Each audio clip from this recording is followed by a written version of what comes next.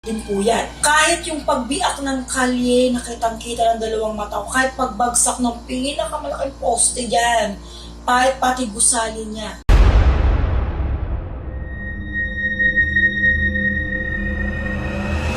Hello po mga ka-PTV, sa video na ito ay tatalakayin natin ang masasamang pangitain sa isang lugar na ito ayon sa mga visions ni Madam Rudy Baldwin. Pero kung ikaw ay hindi pa nakasubscribe sa aking channel, baka naman.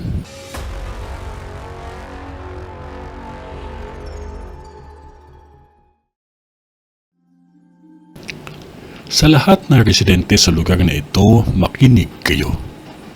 Ito pagkakaingatan ninyo dahil 5 sunog ang nakikita ko na mangyayari pa lamang. Malaki at malawak ito, lalo na sa Kawit at sa Dasmariñas. Uulitin ko, ito ay napakalawak na apoy. Sa Kawit, sa lugar ito na kung saan may nakikita akong paggawaan at may kulay blue at green akong nakikita. Paradahan din ng mga tricycle at mga motor. At ang sunog sa Dasmariñas, hindi ito kalayuan sa Pure Gold. Ang dalawang sunog ay halos magkakasabay lamang. Maulan man o mainit ang panahon, magkakasunog sa lugar na ito. At ang isang sunog ay hindi kalayuan sa vet clinic at bakery. Kung kayo ay papunta ng bangko para mag-withdraw at magpadala ng pera, maging maingat. Dahil may nakikita ako sa vision ko na nasawi dahil sa pang-hold up. At 3 beses ito magaganap sa magkakaibang lugar. Maging maingat sa mga anak ninyo din o mahal ninyo sa buhay dahil may nakikita akong 4 na biktima ng panghahalay. Maging maingat at huwag basta magtiwala kahit kanino.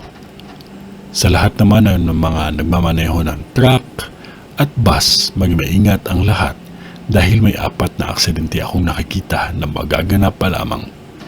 Lalo na sa sasakyan na katulad ng SUV at may mga kulay itim at gray. Mag-ingat lamang dahil sa aksidenteng ito may nakikita akong nasawi. May gusali din akong nakikita na guguho.